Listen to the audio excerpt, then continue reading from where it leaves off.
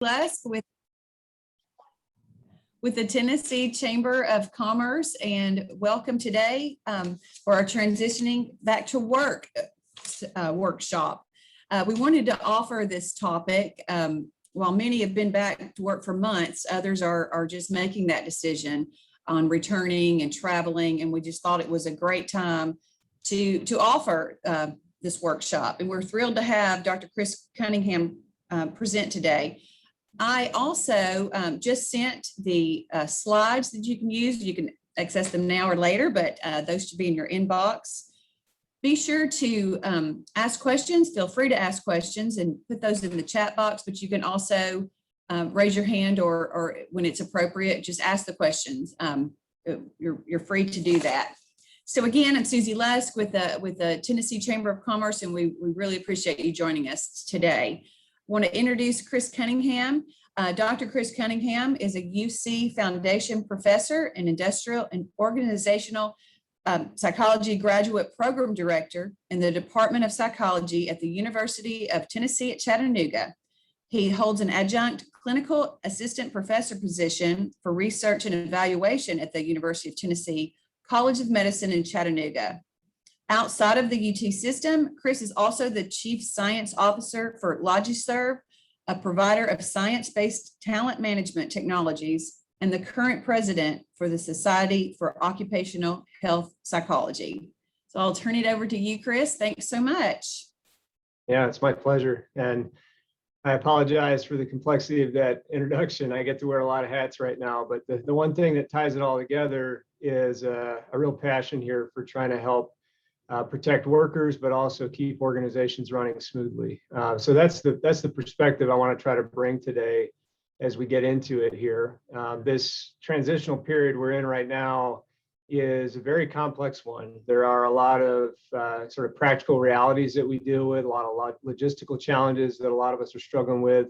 And there tends to be an emphasis on the physical aspects associated with this recent pandemic. Unfortunately, a lot of times we lose sight of the psychological and social realities and challenges that are also playing a role here. So my goal today is to dig into approximately 5 of these major issues that are tied to the psychology and the social relatedness of people at work, and hopefully get you thinking, a little more deeply about some of these understudied topics. Now, I do want to just stress here today that I do have this agenda, but as was mentioned by Susie, I'm happy to take questions as we go. There will also be some time at the end. So if you have a question, you just kind of want to wait and see if I'm going to address it, feel free to hold it or put it in the chat box. And then when we're done going through the content you have in front of you here, we'll have some time there to discuss as well.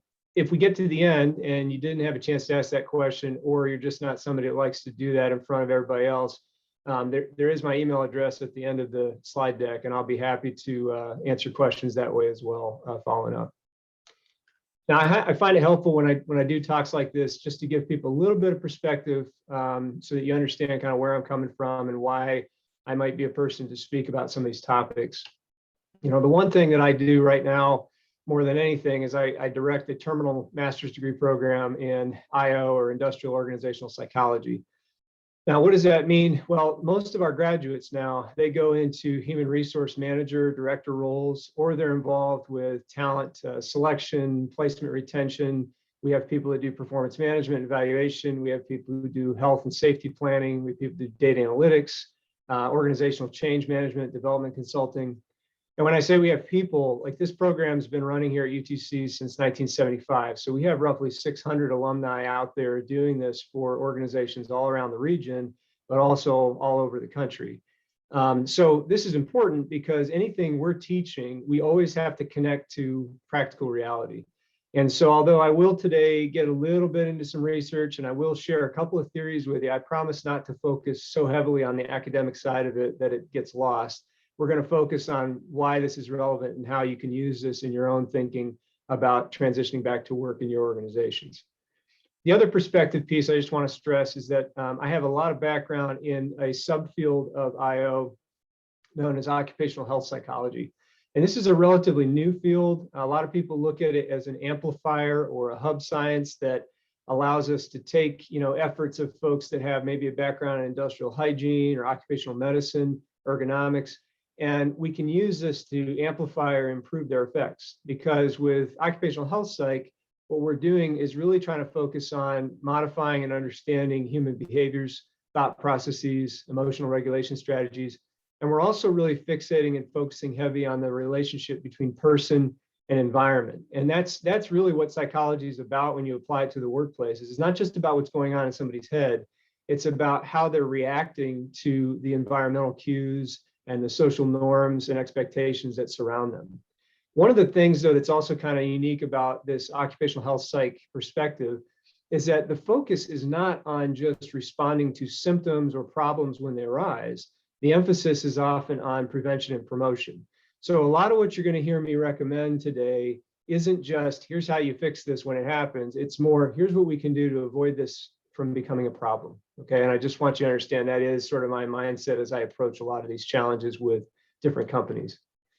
I also want to stress, because some of you may have seen this terminology show up in other webinars and other publications recently, there's a big push globally and especially nationally for something referred to as total worker health. And this is what they're calling a transdisciplinary emphasis on addressing worker safety, health, well-being, but using expertise and training and perspectives from all different domains and pulling it all together.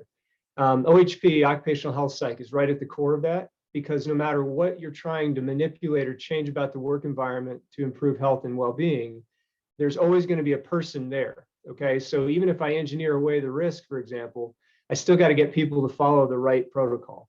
In the recent months of COVID, even though we knew that, for instance, wearing a mask could protect you, we still had to figure out how to persuade people to do it. Even though we knew that spacing out from people might be better for your health, we still had to figure out a way to make it obvious and sort of easy for them to follow those guidelines. So there's always a psychological element and a social element whenever we're trying to manage and shape our workers and our employees' behaviors. So diving in here then to get a little bit further, when we try to create or use this perspective to modify organizational environments, we're generally focusing on three prongs. There's the psychological, which when you hear me say that word today, I'm referring to the perceptions that we have, the appraisals that we have, what we're thinking about, but also how we feel in response, and also how we behave in response. All of those things together constitute the psychological domain. On the social side of things, we have, and we know just sort of intrinsically that the way we act and the way we feel and think is also influenced by who we hang around with. And that's not just outside of work, but it's also the people that we are close to at work. And it's the people we turn to when we're trying to figure out what we're supposed to be doing in this particular moment. On top of those two factor sets, we also have an environmental source. And this is where a lot of times we see an emphasis on exposure control to hazards and minimization of risks. And although these are so important, I mean, it's absolutely the case that we have to create safe, physically safe work environments. If we just focus on the risks and hazards we can see, we're not going to actually be fully addressing the health and safety and well-being of our workforce. So the psychology of and about workers is really one of those core things we got to think about, and that's our focus today. Now, as I said, I promise not to go too deep into theory, but there's one theory here that I find is applicable just about every day in the work that I do, and I wanted to share this with you in a simplified fashion. This model here is sometimes referred to as a model of triadic reciprocal causation. Now, we don't have to call it that. That's a pretty convoluted phrase, but if you look at this diagram, it'll make sense. There's a triangle, okay? So we got three sets of factors, and each arrow you see here is double-headed, indicating reciprocal relationship, meaning it goes both ways, okay? So the big thing to take away here is that this comes from a very large model of human behavior change known as social cognitive theory. And what this model helps us remember is that anytime we are trying to change how a person behaves, we have to take into account who they are, what they care about. We also have to take into account what are the factors in the environment that might be triggering those behaviors. But here's where things get interesting. If we want to change the environment, we also have to consider who these people are and how they're already behaving. Because we can't just change environments sort of willy-nilly without realizing or thinking through what's the ripple effect going to be. Sometimes when we modify environments, we find out that we break behavioral routines and patterns, and we introduce new skills, new knowledge, and new challenges that our workforce isn't ready to take on. Sometimes we actually are trying to change the people. So we're hoping that we can change what they care about. We're hoping we can motivate them. We're hoping we can change their sense of value. Well, we can't do that without sometimes modifying cues in the environment and without sometimes teaching them new behavioral strategies and new ways of acting. All three of these prongs or elements are at play right now as we try to get ready to transition back to work. And I do want to stress before I get too much further here, when I talk about transition to work, I'm not just talking about bringing back people who have been maybe remote working for a while now, because we all know that although there was a big chunk of people who did that, there were a whole lot of people who actually didn't get to leave work. And there was a whole lot of people that were maybe furloughed for a while and came back and they've been back already. Even the people that are still on site are going to go through a period of transition for the rest of this year, because as we try to settle into what this new normal thing is going to be, that is a period where there's a lot of psychological and a lot of social forces acting on these individuals. So just to be really clear, the stuff we're going to talk about now, it doesn't just apply to people who maybe haven't seen the inside of your organizational headquarters or your offices recently. We're now talking about the workforce in a very general way. So before we talk about strategies and recommendations that I really want to try to get you to keep in your mind as you're trying to put these plans in place, you're trying to manage this transition process, I do want to back up a little bit and make sure we understand some of the psychological and social effects that COVID has had on people. And so we'll start by just kind of laying out a couple of quick details here. So one thing is that despite the buzz that we see and hear all the time in the media and even in a lot of the research literature, COVID didn't really create a lot of new psychological and social phenomena, problems, issues, concerns. We hear it talked about all the time, but the truth is a lot of these problems already existed. What COVID did do is exacerbate, accelerate, catalyze, mutate, change, and really shine a spotlight on a lot of the problems that were already ongoing. So I'll give you just one example of this. Back in 2017 and 2018, it was starting to be recognized that America had a problem with social isolation. And there were even a large number of physicians had gone on to popular media sources to start, raising the alarm and saying, we're about to experience a pandemic, or they were at the time calling it an epidemic of loneliness. And everyone's like, yeah, right. I mean, we all have people we bump into at work, we have our families, we got our communities. Loneliness, that's not a problem. And then COVID hits and we force people into social isolation. And we talk about social distancing, realizing that we're also talking about physical distancing. Let me put it this way. If we thought we had a loneliness issue back then, I'm kind of scared to figure out how bad it's going to be here in another year or two when people start to realize that we have actually destroyed many of those bonds and connections that people were clinging to as their social lifeline. And so needless to say, right, one of our challenges with transitioning back to work is, yes, we have to kind of get past this COVID thing, but we also have to go back to addressing and working on some of the psychological and social challenges that were already there, and they didn't go anywhere, and they just got worse, okay? So this is something to bear in mind. We also need to understand that, yeah, COVID has a lot of awful direct effects, often through serious illness and even death in many cases, but it also has a ton of indirect effects. See, the vast majority of individuals in our workforces are still not sure how they feel about COVID. Some of them will put on a strong front. Some of them will just flat out tell you they're still scared. But deep down, there's a whole lot of ambiguity. There's a ton of uncertainty. And if you combine those two things together, that equals fear. And, that's not something that most adults are real comfortable talking about. And especially when you come to work and if you're in a particular environment where talking about your feelings isn't something that people like to do, which characterizes probably 95% of most American workplaces. Well, these issues are eating away at these individuals in the background. So one of the big takeaways here that we have to keep in mind is that, we're not all therapists. I'm not a therapist. I'm a psychologist, but I'm not that kind of psychologist. I'm not going to analyze anybody. But even with the background that I have, I can very definitely tell you that when these feelings, when these cognitions are working around in our minds, it triggers something called perseverative, or we call it perseverative cognition and or rumination. And neither one of these things is good when you're trying to have workers focus on the task at hand. So one thing that we have to be aware of is that people may come back and seem more distracted than usual. The other thing we may need to realize is that when we try to get people to focus back on tasks, we may find ourselves, especially in our management teams, having to work a lot harder than we used to get people situated, to get people clear on what they're being asked to do, and to help them to stay on task. This is part of the transition that we're facing. And I'll come back to some of these things a little bit later.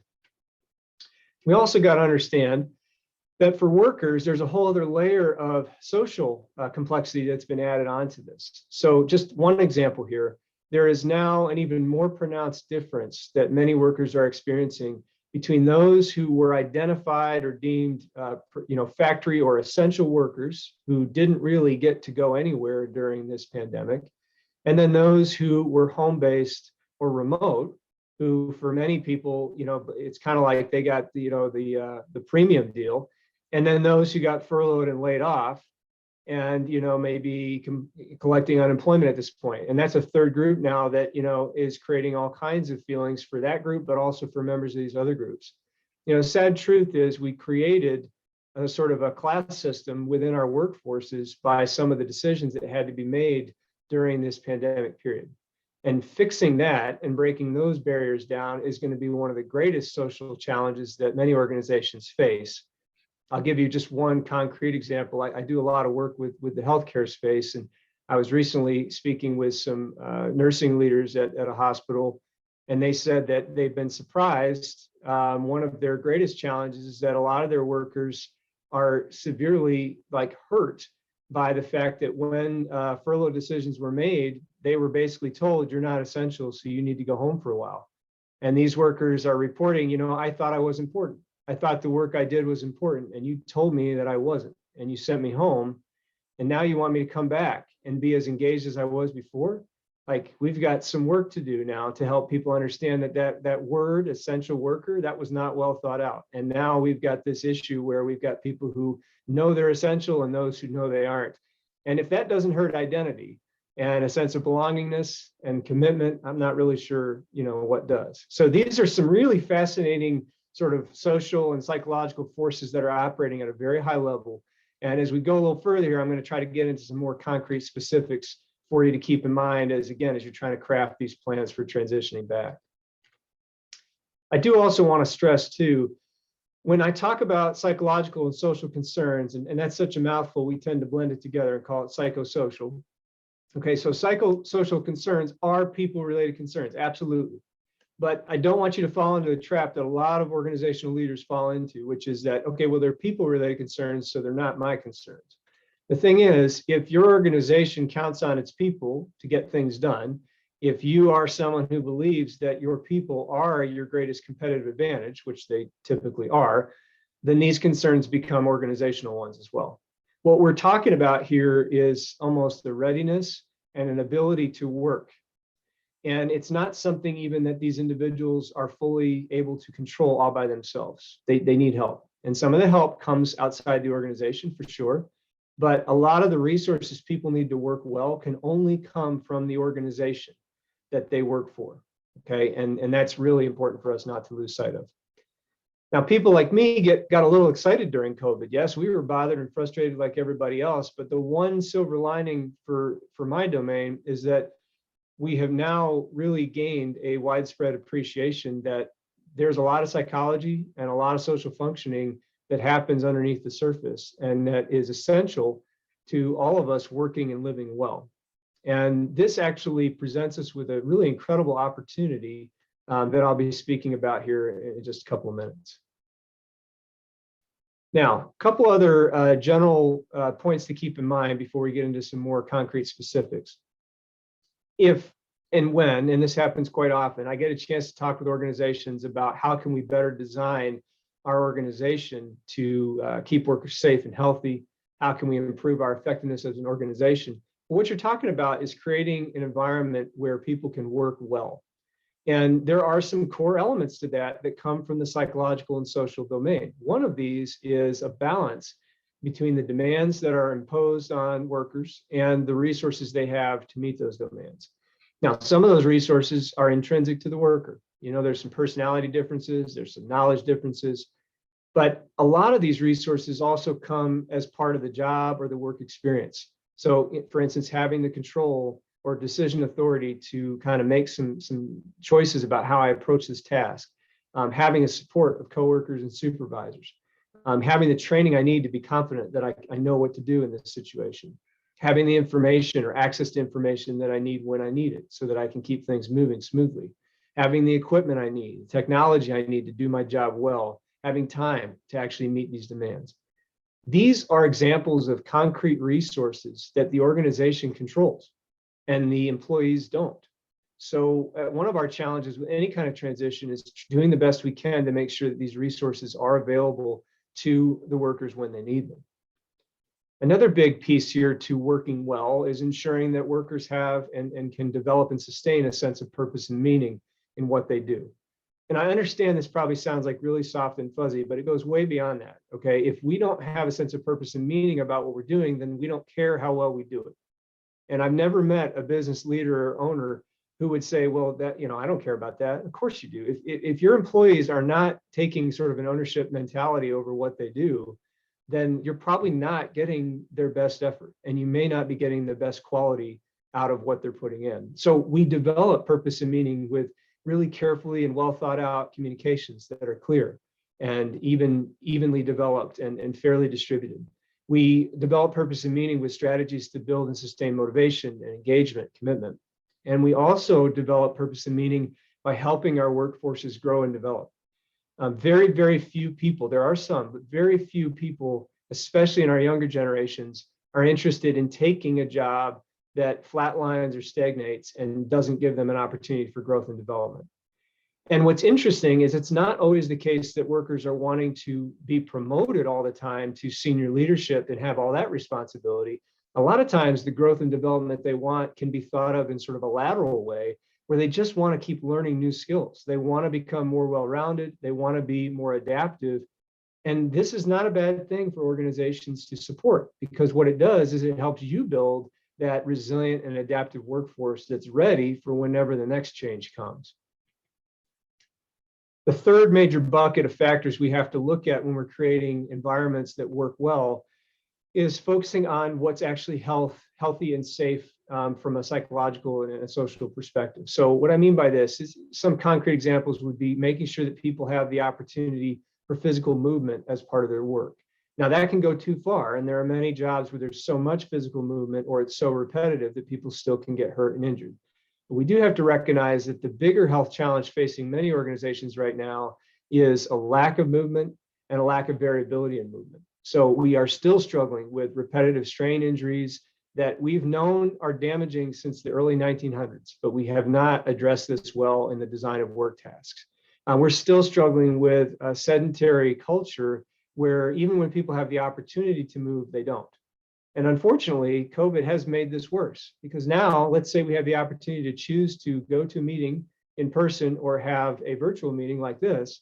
Many of us, unfortunately, are going to stick to this because it's convenient, and I don't have to get up and drive across town. I don't have to walk across my organization to get to the conference room. I don't have to go meet somebody for lunch. I can just take this meeting and go about my day.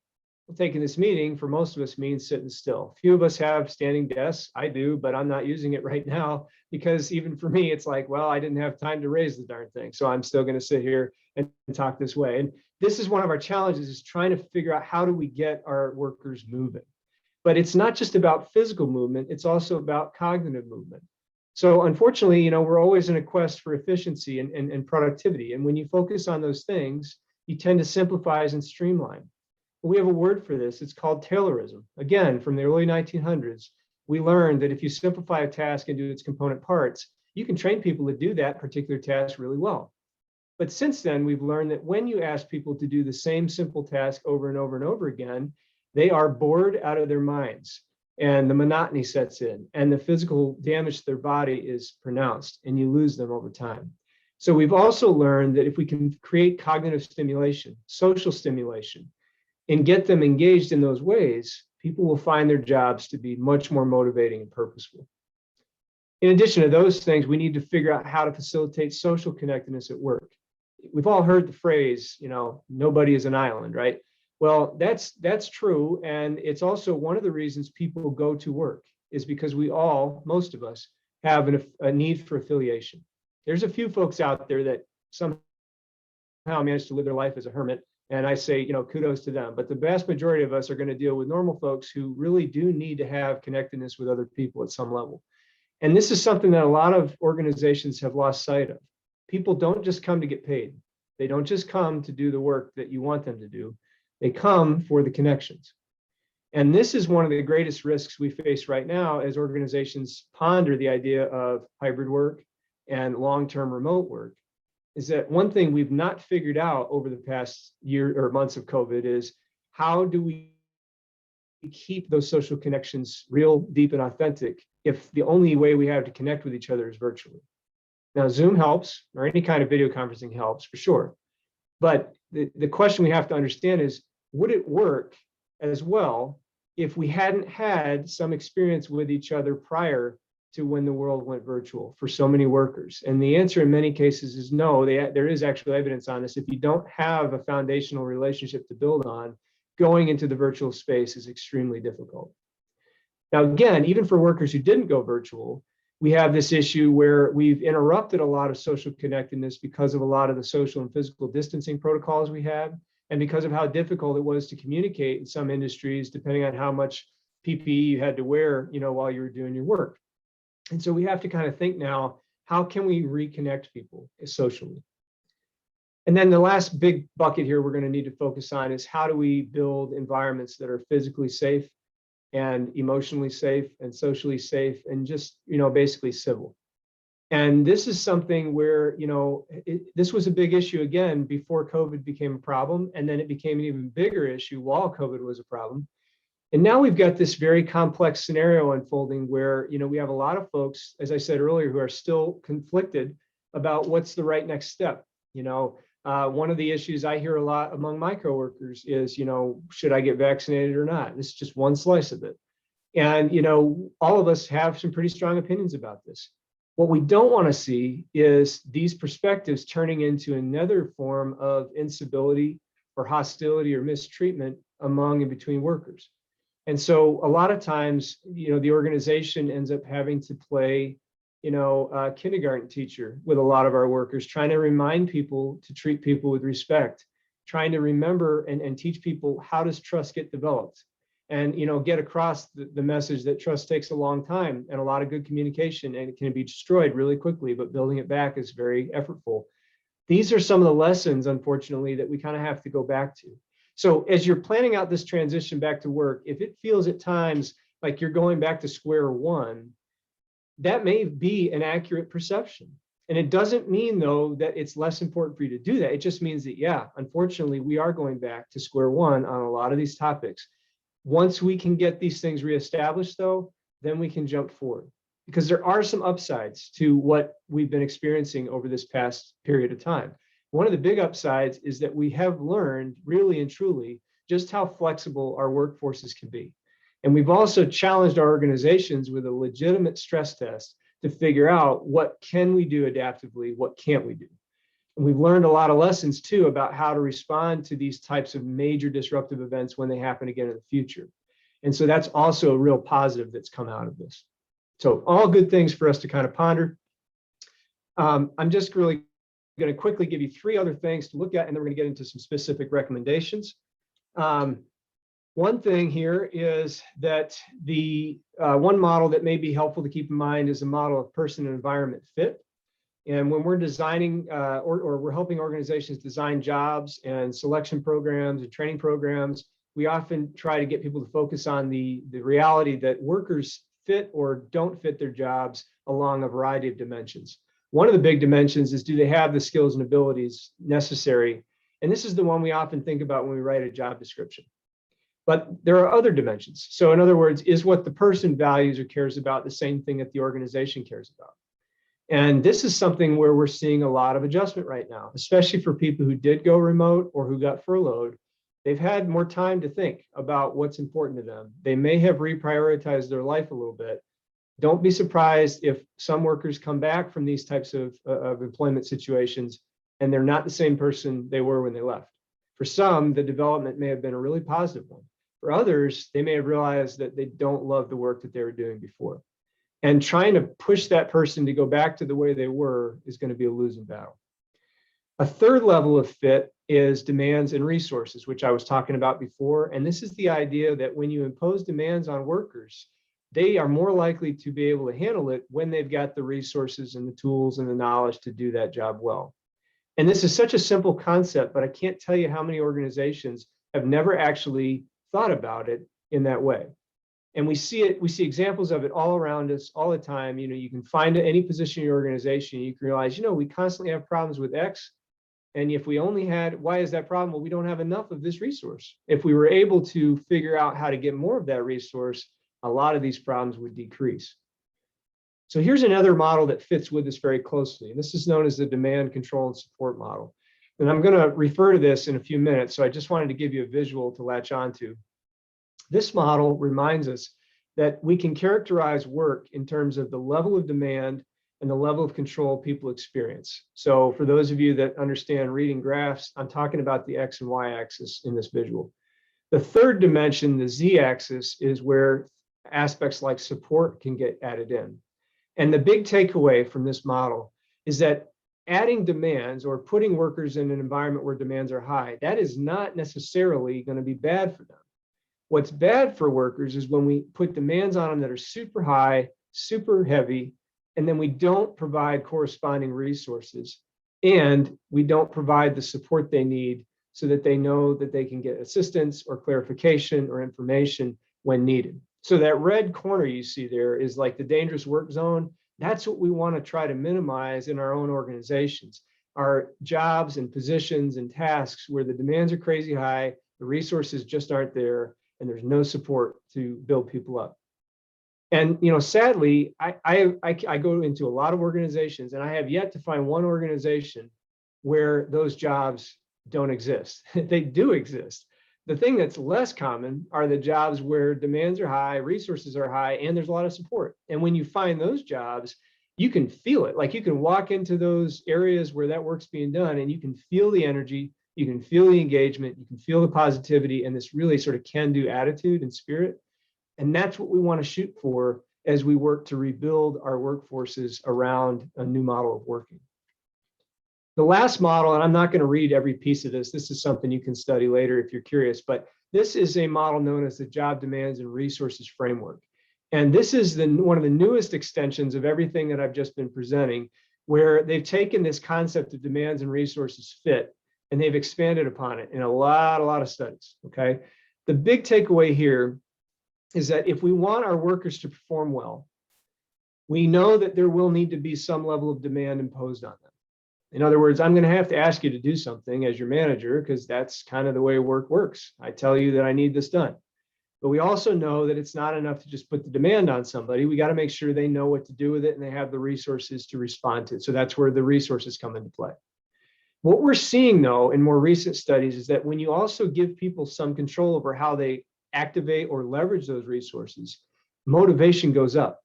And when motivation goes up, we have an opportunity to see gains in some related areas that are positive, like engagement and commitment and a sense of flourishing.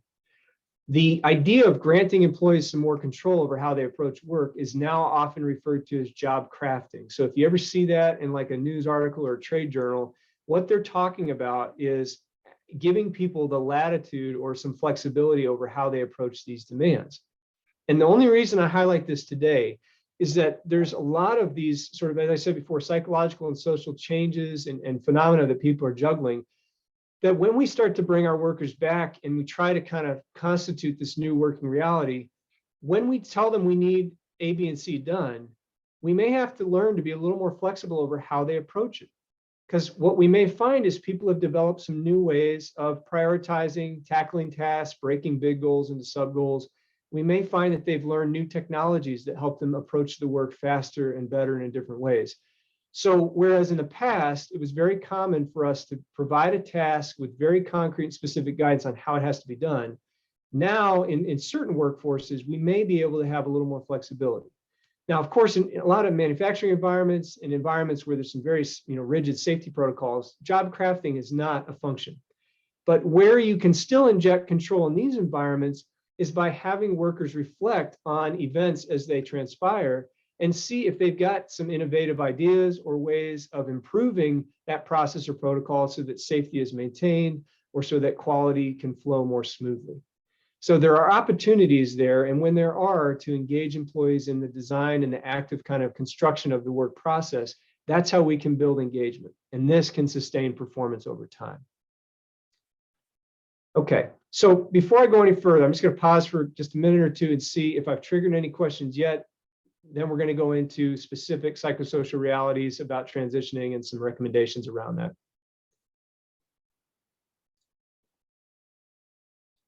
Okay, good deal. Hopefully some of you are still listening, in which case we can kind of keep moving forward. So first things first, we know that returning to work is not going to be easy. This quote obviously reflects the reality for those who have been remote working or furloughed. But as I said before, there's some elements here that are true for just about all of us. Simply put, the workplace feels different. And it's not just the workplace, but it's the whole kind of concept of what we're doing, why we're doing it.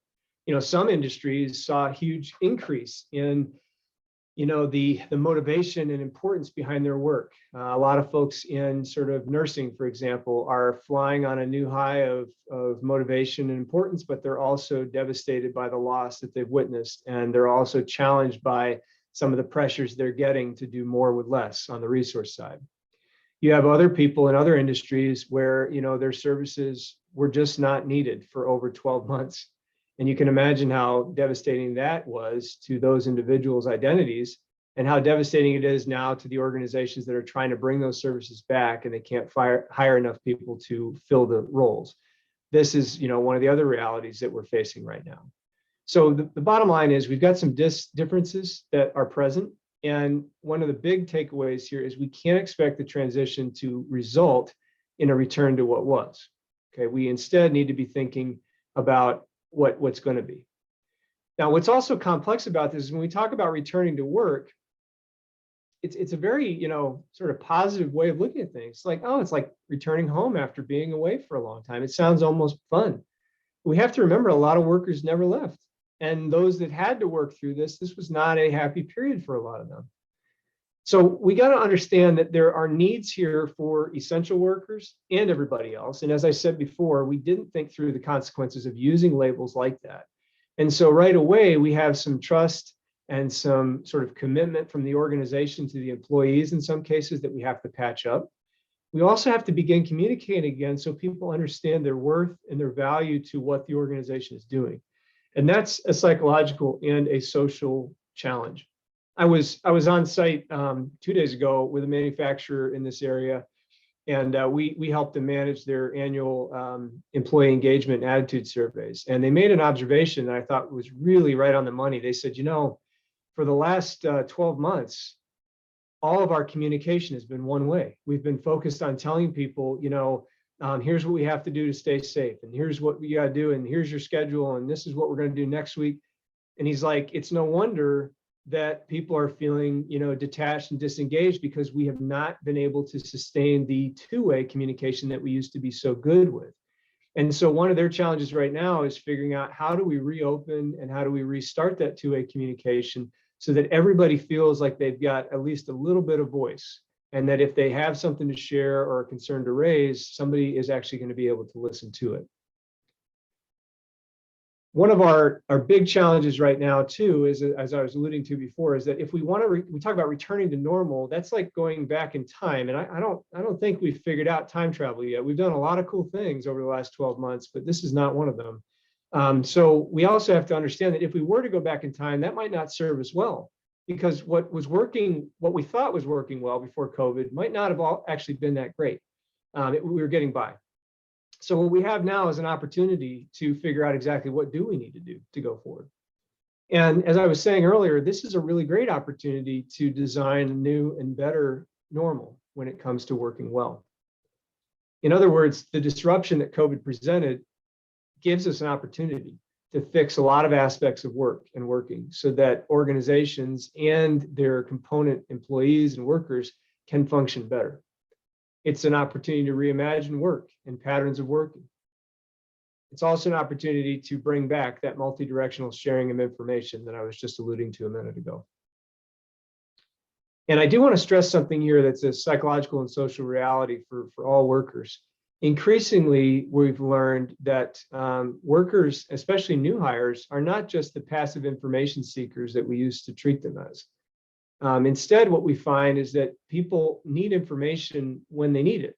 And so a lot of times those more traditional sort of onboarding programs we used to provide where, we'd bring everybody into a classroom and we'd make them sit through 2 days of, presentations on this, that, and the other thing.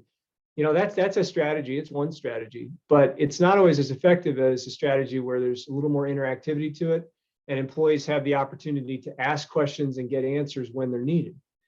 This is another one of those times when facilitating active information seeking is super critical.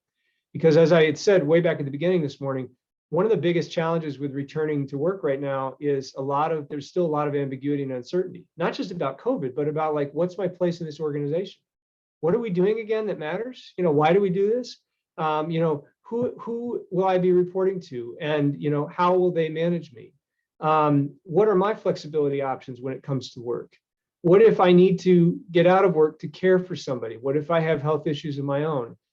All of these things and many, many more are on people's minds, but they're not on people's minds all at the same time. Okay, so figuring out ways to make information available is a huge strategy for positively impacting the psychological health of our workforces. Because again, one of the biggest resources we need is information. And when we don't have it, the questions that are on my mind become demands. They weigh on me. I think about them. I'm distracted by them because I can't get clarity. So just keep that in mind, because this is one of those situations where we have a very real and very tangible opportunity as organizations to provide a resource that's absolutely essential: information. All right, so getting into the final piece here, I want to stress. Oh, I'm sorry, was there a question? Yeah, you're good. Hey, it's Carolyn with the chamber. We had a comment in the chat box. I didn't know if it's a little bit long. I don't know if you want to pull it up. Oh, sure. Let me pull it up here. Yeah, just wanted to catch you while you were still on that last slide.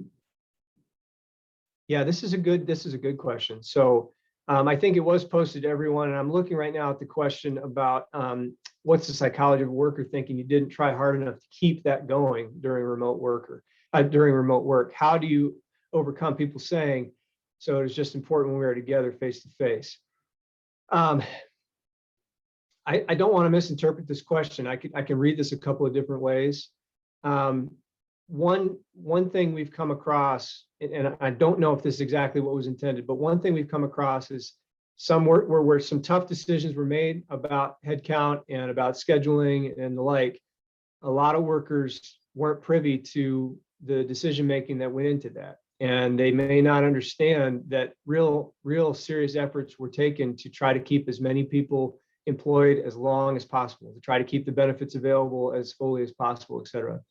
One of the big reactions here, again, is that psychology, that negative reaction you might perceive or experience, a lot of times is again based on the limited information that individuals have. This is like a common consequence of communication, where maybe we didn't share as much transparency-wise as we could have, and maybe people have had to kind of read between the lines, and they've inferred maybe beyond what was actually done. And responding to this a lot of times requires being real with these individuals and trying to share with them, some of the complexity that went into this. In the end, it's kind of hard to know exactly what else is going on in each individual worker's personal lives too. And this is another place where things can get really complicated, because even when you are completely transparent with them, you don't know the complexity that they're juggling on the outside of work that is also kind of interacting with the pressures they're feeling there. So definitely, though, communication is one of those things that we've got to focus on heavily, and I'm going to speak about that a little bit more here in a couple minutes. I'm sorry, there's a little bit more that popped up here. One second. Yeah, no control over what comes. Yep. Yeah. So I think, this next comment that popped up is a very real one as well. And this is, a challenge where a lot of folks get pinched in the middle, and, they're feeling restrictions and having to pass along some of those restrictions or some of those limitations in the decisions they're making and the assignments that they have to choose to make. Again, one of the things that we can actually benefit from because of this recent COVID experience is that everybody felt it. Everybody was impacted by it at some level.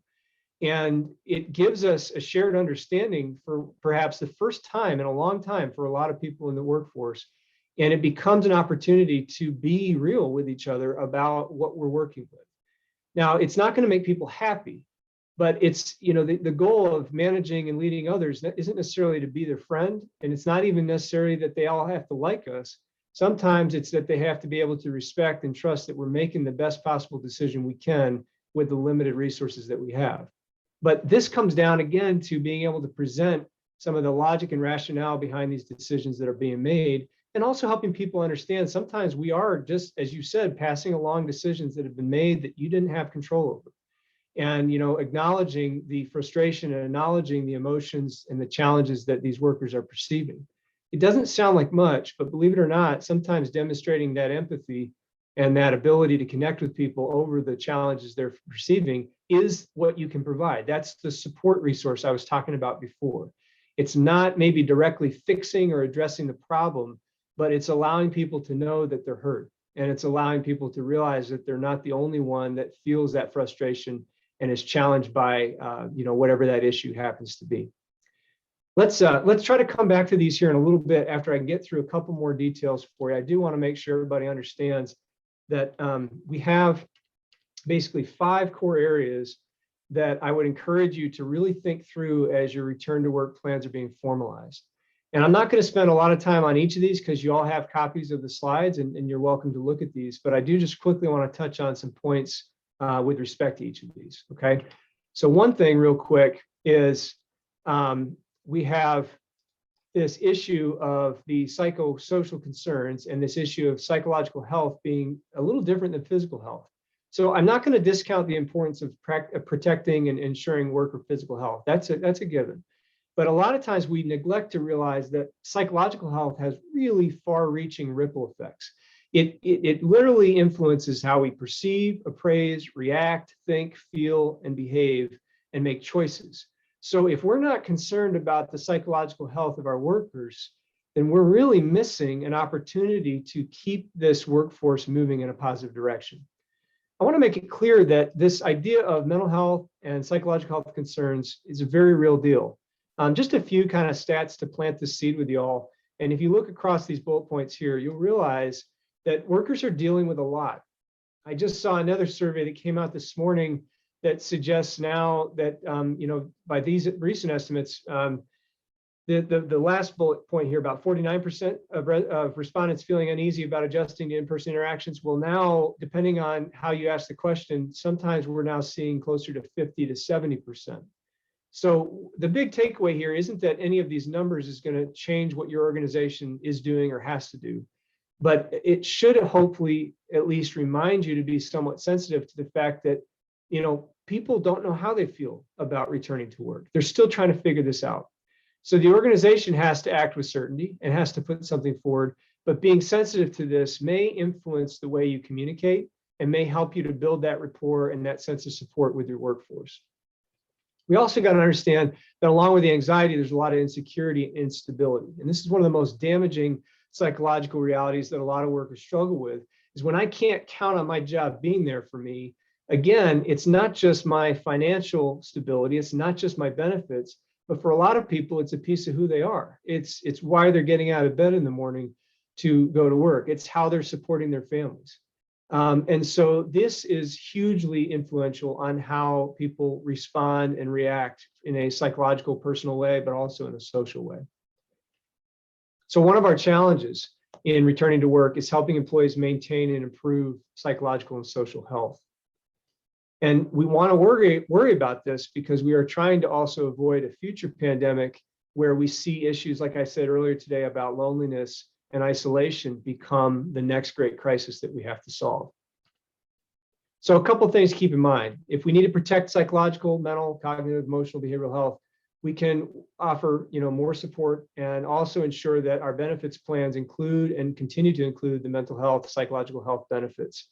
We can be aware and monitoring for changes in emotion and behavior that are unexplained and that are sudden. A lot of people need more clarity and more clarity to address ambiguity, and they're trying to also reconstitute their identity and their sense of meaning and purpose. They want to establish a need for security and stability through their work. So we can help people with this by being as clear as possible with the expectations we're setting and explaining why these are the way they are.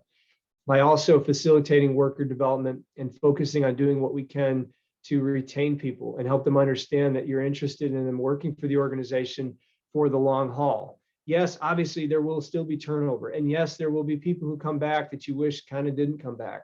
But you need to also kind of help people appreciate that there is a goal for stability. That's something we're working toward. That messaging alone is important for a lot of people to hear right now to kind of counteract the uncertainty that surrounds us. On a social level, there's a lot of fear about getting back in broader and bigger social settings, especially when you can't always count on or trust the people around you to maybe be doing the right thing when it comes to their health and safety. There's a need for more support, especially for workers who have been isolated from everyone, not just their workers, but from their families in many cases. So we can do this through work. We can offer support, we can offer education, we can help people understand what the expectations are for interaction.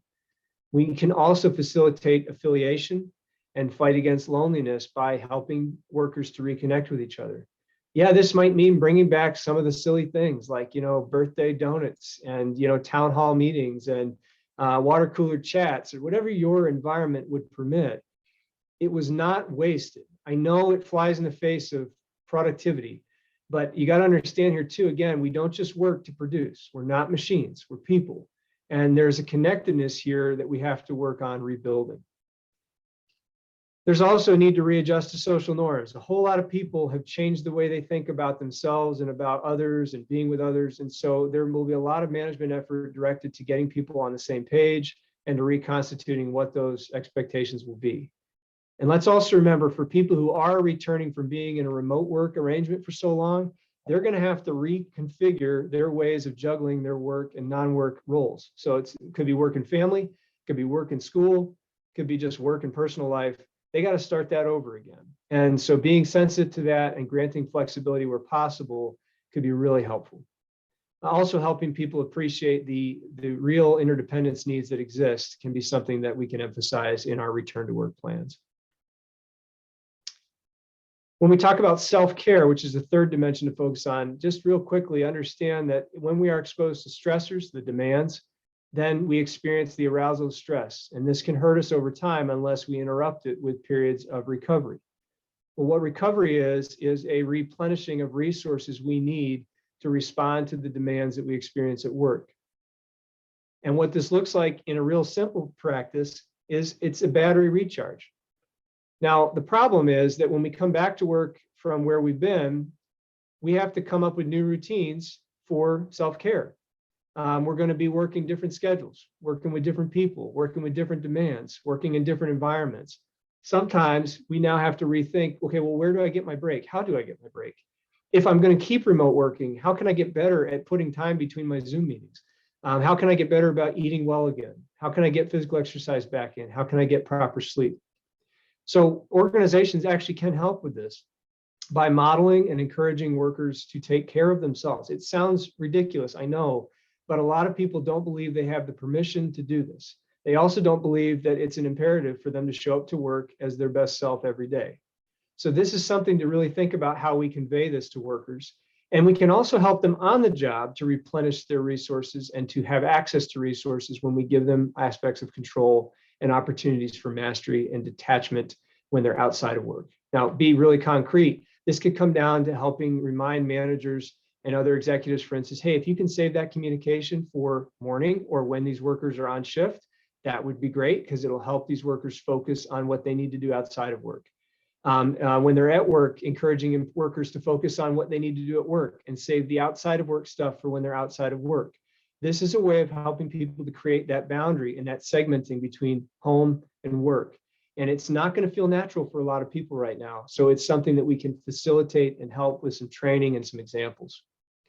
Leaders can also model proper self-care by not overworking beyond what's absolutely necessary, by taking advantage of vacation time that they have, by using PTO when they're sick, and by speaking to people about the things that they might be challenged with and the struggles that they're managing, so that their workers know that they're human too, and that there's a psychological and social reality that they happen to be juggling. In terms of the next challenge here for us is the design of work. And just really quickly, we have that opportunity, as I said before, to redesign things. We have an opportunity to design work that works by matching demands with resources, by ensuring that people understand their essentialness in the organization, no matter what their role happens to be. There's also the opportunity and need to consider whether we want to continue any of this remote hybrid stuff that many organizations have been doing. And there's a lot of talk about this right now. And so I don't plan to spend time on this with you all today, because you can find, and I've got some links for you at the end to dig into, but I did put together a few points for you to note. Remote work is definitely a thing right now. And by the peak last summer, 42 to roughly 55% of the American workforce was remote. By some estimates, 20 to 30% is likely to stay remote for the long haul. But the thing is, not everybody's ready for that still. The vast majority of remote workers got zero support from their organizations to make that transition. We still have people that are working in their beds with a laptop when they really should be at a desk. You know, we have people that are working in laundry rooms because there's no other space in their house that has a door where they can close it and have quiet. That's not sustainable long term. The fact that it's lasted this long is a minor miracle. So we have to think through, if we want to keep this remote thing going for real, how do we support those workers as well as the ones that are coming back on site? Managers also need some help. You know, they don't know necessarily how to keep checking in with and touching base with these folks. So we got to help with that as well. We also have to understand that remote working looks and feels different for those who choose to do it versus those who are told they must do it. Okay, and this is one of those things we do have to be cognizant of as we put in place these transitional plans for what the rest of this year and next year is going to look like. I do want to make it clear that it's super important for your organization, if you are going to engage with remote or hybrid work going forward, it's super important to convey very clearly that working at home is not an easier alternative to being at work. It's not something we want people to judge at home or remote workers differently than those who are coming in to do that work on site, because this can create some major social divisions that are very damaging, and it can also complicate your work as a management team trying to figure out who's going to get promoted. You know, how do we figure out work assignments and leadership assignments in the future? So kind of setting those expectations in that stage very clearly is super critical. Also, I know it's hard to find good information sometimes on this, so I put together a summary for you here about what the research shows us on the benefits and consequences of remote work. I don't need to read this to you. You guys can totally handle this, but I'll be happy to chat, you know, as I said later, if you have questions on this. I do encourage you to look at this. If you're going to return to work and think about design, then I encourage you to tackle issues you see on the slides right here, right now. Do what we can to re-engage workers as owners, determine what's essential and honestly what's not. There really was work before that wasn't essential, and it's okay for us to call it that. But there's a whole lot of people out there that we really do need, and we've got to figure out how to bring them back in. Being flexible about, you know, remote work or not being flexible, this is really dictated by the work that needs to be done. But to look long and hard at what you're asking people to do, and try to ask yourself, is there a reason this can't be done here? What does it look like if we do it here versus we do it somewhere else? Some of this is driven by how interdependent the work has to be as well. And so that's something to be exploring, you know, as you're reevaluating the jobs that need to be done. And what you see on the right are some examples of steps that can be taken, not necessarily in the short term. These are definitely longer term things to be pondering. But the transitional period that we're talking about is not going to be a week or a month. We're going to be transitioning at least through this year and probably through a good portion of next year as we try to establish these new rhythms. So just ponder some of this stuff and understand that this is that opportunity to fix things and redesign things so that they work better for the organization and for the employees. Understand too, like I said earlier, many who went remote are going to come back a different person. They may be more autonomous and self-directed than they ever were. They may have different priorities or goals.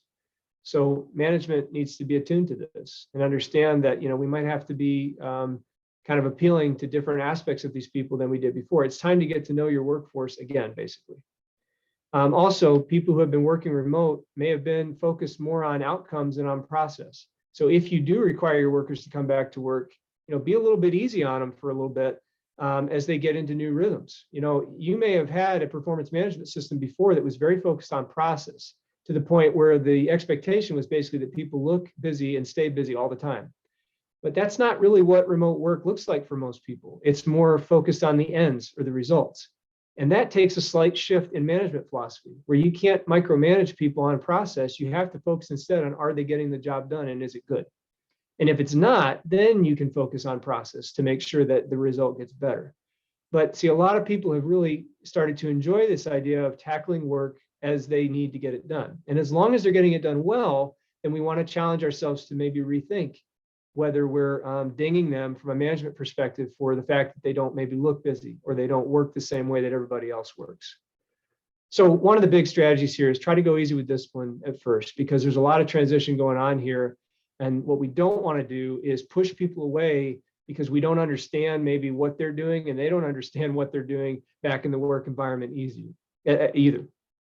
And also, if somebody does misstep or screw up, instead of jumping on that as cause for termination automatically, it is also an opportunity to try to learn and figure out how that happened and how do we make sure that doesn't happen again. And believe it or not, getting the person involved who made the mistake is a great strategy for building a very engaged employee, because you've given them another chance and you're extending them the opportunity to demonstrate control and to help you fix a problem before it becomes a problem for anybody else in the organization. That is what an owner would do. That is how we give people this sort of taste of, hey, we value you. Like, we need your input so that we make sure this doesn't happen again. And this has always been a good strategy, but it's a really good strategy to be pondering now as we try to get people looped back in and recommitted and re-engaged. We don't know yet if management in a virtual way actually has to be terribly different than management in person. So that's a question that people are actively studying and trying to figure out right now. We do know that what you do as a manager does look a little different. And when you have a remote or dispersed team, it involves having to check in more and stay on people's radar and kind of keep the communication channels open. We do know that it takes more effort to build and sustain trust in these environments.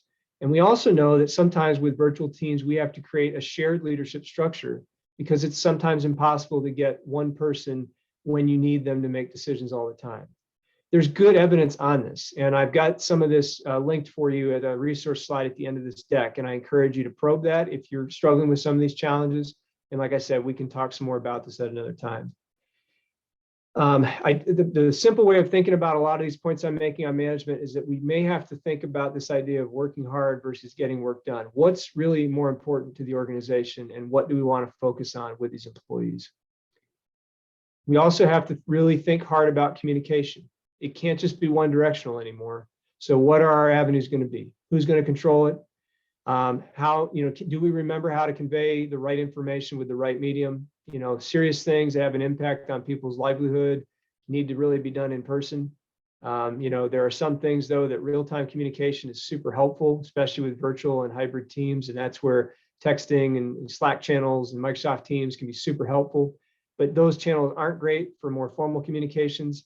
So like we just have to remind ourselves that there was an etiquette, there was a protocol for communication before COVID, and it's probably time to bring that back and maybe re-educate people on how that works, especially the management level folks.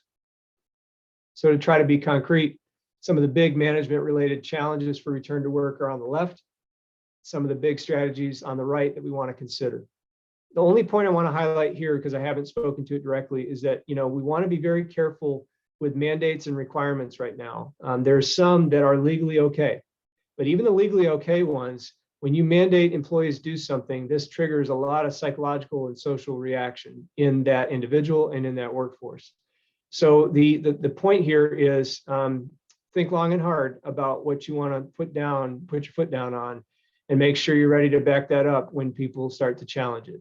If you're not sure that you can back it up personally, then consider maybe some alternatives to making it a this way or nothing at all kind of policy, and maybe engage people in a trial, a test run, have an educational session to try to explain what we need to do and why, and see if that's sufficient. That may be enough to get people moving down the right direction, rather than putting into place some sort of policy that has punitive components to it. So just wrapping this up really quickly. These are points I know I've been stressing throughout. I appreciate you hanging on with me here a little bit longer than we had scheduled. I don't think there's anything on this slide that will be surprising or challenge you beyond points that I've already made. I do want you to know, though, that there is so much out there on this and it can be overwhelming. So the points that you see summarized here come from, my review of the last 2 years of this, but also the last 16 years of research that I've been doing on worker health and well-being. If you're curious to dig deeper into it, I would also highly recommend any of the links that you see on this site. And I'll just stress for you, these are all links that will help you understand more fully the psychological and social aspects of return to work. I know there are other resources that talk about the legal and the economic and financial. That's not what I was asked to talk about today, okay? So everything here is going to help you go deeper into each of the topics that I summarized for you today. I also will tell you that these are active resource pages, especially the CDC and NIOSH ones. I will also finally mention the SHRM one. Some of the content there requires you to have a SHRM membership to get access to it. So just don't be frustrated, if you do want to get into some of that. And surely you've got a member of your team, who will be able to help you gain access to some of those resources. The very last thing I was just going to say is sometimes sifting through all this stuff can be overwhelming. And so this is one of those times when it's absolutely okay for you and other leaders and decision makers in your organization to reach out and get help from other local and regional experts that are doing this kind of work all the time. Most of these sites actually have resource links that can help connect you to consultants that have expertise in this area. If you find yourself really struggling and not sure how to reach people of that nature, I'll be happy to facilitate connections as well, to try to help you guys get the information you need. I hope that what I was able to cover today has been useful to you. I know there's a lot of ground there. As I've been saying, I'm happy to stick around even today if people want to talk a little bit, if you've got time in your schedule, but I'm also happy to respond by email or set up another time to talk. And Susie, I'm going to turn it over to you or to Carolyn to kind of round us out here, okay? Sure, great. We appreciate this. Is such good information.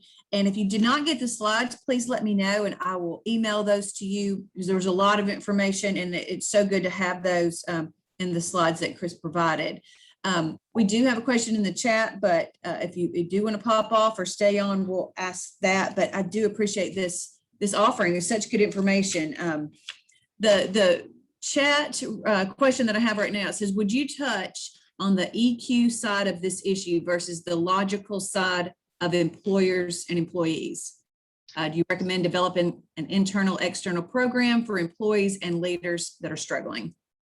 Right. And so, David, if you're still there, I didn't see when this question popped up. So can you provide just a little context about where this was this connected to the management part?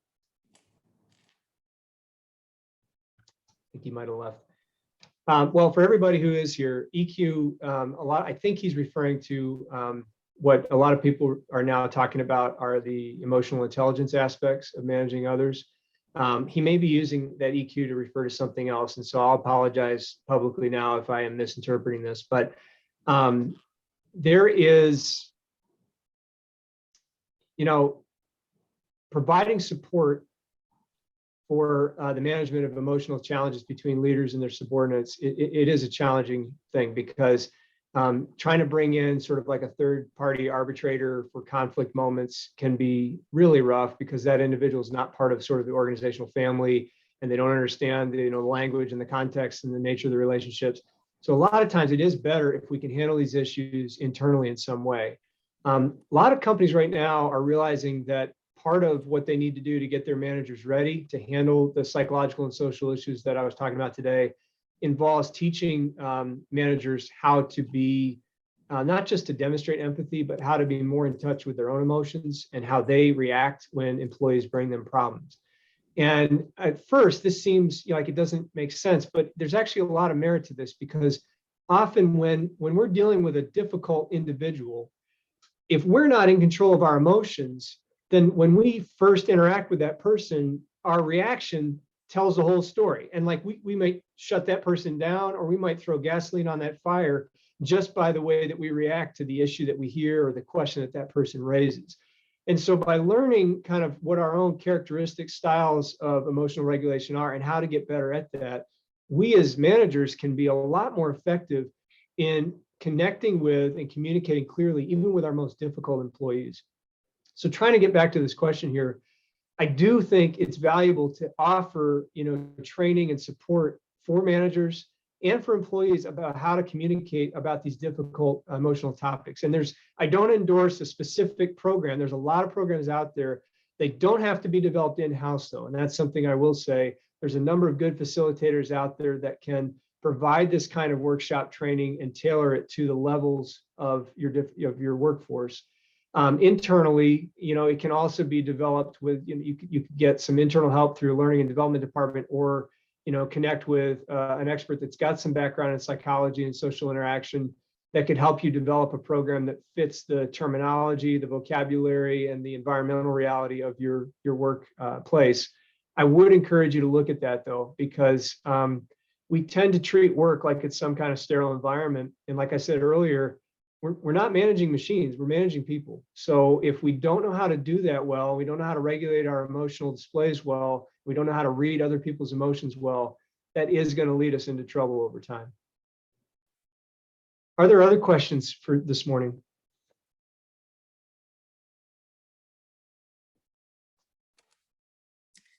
I don't see any on the chat box. If anyone wants to unmute. Thanks, Carolyn. All right, well, I guess we will wrap it up for today. We sure appreciate all this information, and hold on. Got another Yeah, comment good here. feedback. Good, I appreciate that. Yeah. Yeah, good thought there. All right, everybody have a wonderful day. Great a weekend coming up, Memorial Day, and we appreciate you, Chris, for doing this for us.